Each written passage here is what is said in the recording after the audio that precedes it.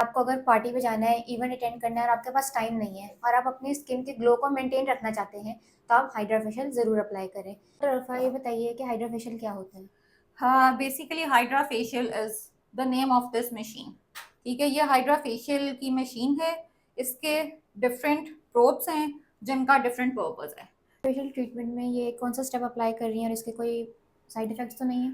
हाँ, this is the final step of the hydra facial.